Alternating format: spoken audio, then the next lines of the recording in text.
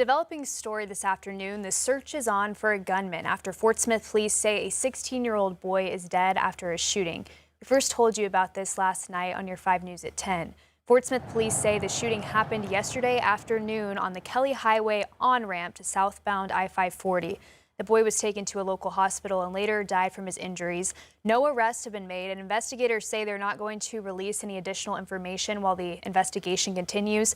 But anyone with information is asked to contact Fort Smith police.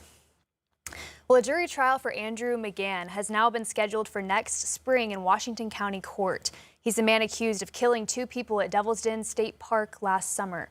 A court order shows it's set for March 29th through April 14th. McGann is accused of killing Clinton and Kristen Brink on a hiking trail while they were with their 2 young daughters. Prosecutors are seeking the death penalty. Directors Rigo. No. Kemp. No. George Katsavas. Yes, yes, yes, 2,603 times. Christina Katsavas. Yes. Settle. Abstain. Martin.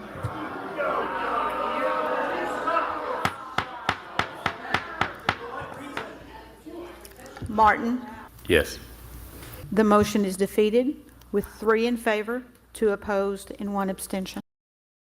Well, Fort Smith city directors refused to place a change of government issue on this November's ballot. This is the second time in 2 months the board decided against the issue that could change from a city administrator-run government to a mayoral form of government.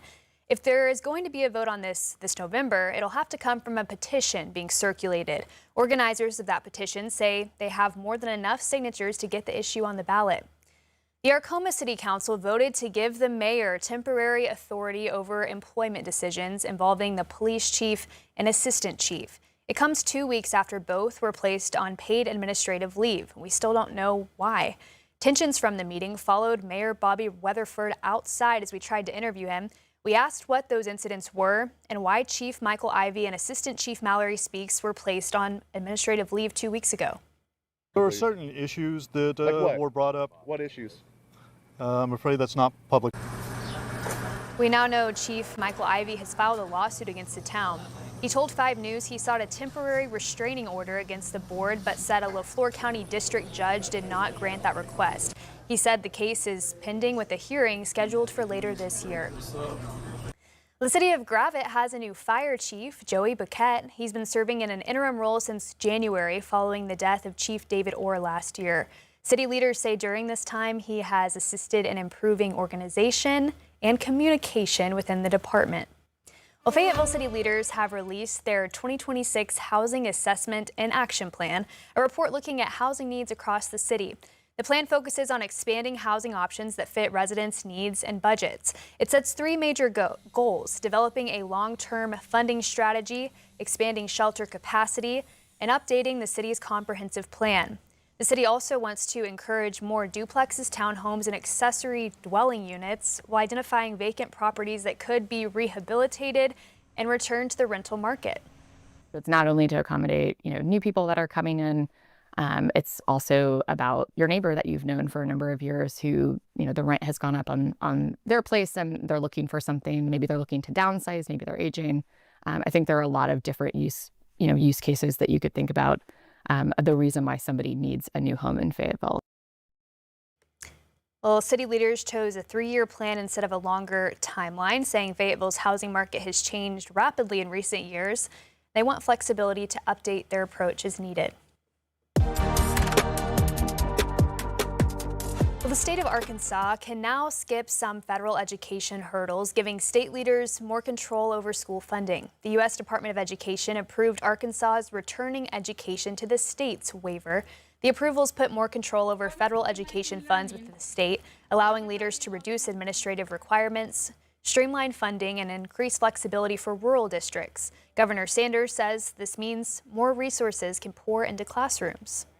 Less paperwork that our districts and our state have to provide to the federal government, fewer tests that our students have to take, and more flexibility for our teachers so they can focus on their real job, which is educating our kids.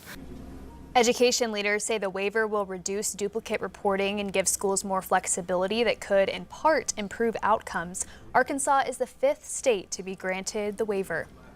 Just into our newsroom this afternoon, the Lightning Over the Fort Air Show is making a comeback in Fort Smith next year. The air show will return May 7th and 8th at Fort Smith Regional Airport and Ebbing Air National Guard Base. It will feature F-35 and F-16 demonstrations, aerobatic performances, and opportunities to meet pilots and air crews. The event is expected to draw thousands of visitors. More details, including the performers and the schedules, will be announced as they are finalized.President Trump says the temporary peace deal with Iran is over after the U.S. launched more military strikes on Iranian targets. The announcement comes as the president is meeting with allies at the NATO summit in Turkey. He also met with Ukraine's President Volodymyr Zelensky and pledged more support for his country in its war with Russia. Nana St. Yobonsu has more details from the White House. President Trump says he considers the ceasefire with Iran over. We hit him very hard last night, very, very hard. Probably hit him hard again tonight. I'll give him a little warning, we're going to hit him hard tonight. U.S. Central Command says American forces hit more than 80 Iranian targets, including air defense systems, radars, and at least 60 small boats. The president authorized the strikes after the U.S. says Iran targeted at least 3 tankers in the Strait of Hormuz. They launched a couple of drones and 1 rocket, 1 missile, and at ships, because they were in the strait, which they have every right to be. Iran retaliated, saying it launched attacks on U.S. military facilities in Bahrain and Kuwait. And Iran's parliament speaker warned the era of bullying and extortion is over. It leads nowhere. We don't fold. President Trump also met with Ukraine's president on the sidelines of the NATO summit, and he pledged support to beef up Ukraine's air defenses against Russian attacks. We'll give them the right to make patriots. We'll show them how to do it. It's very complex, actually, but it's you'll figure out the complexity quickly. Volodymyr Zelensky also met with a bipartisan group of U.S. lawmakers. For us, it's very important to continue your support. Trump says he believes a deal to end Russia's war with Ukraine is close. Nana St. Yobonsu, CBS News, the White House.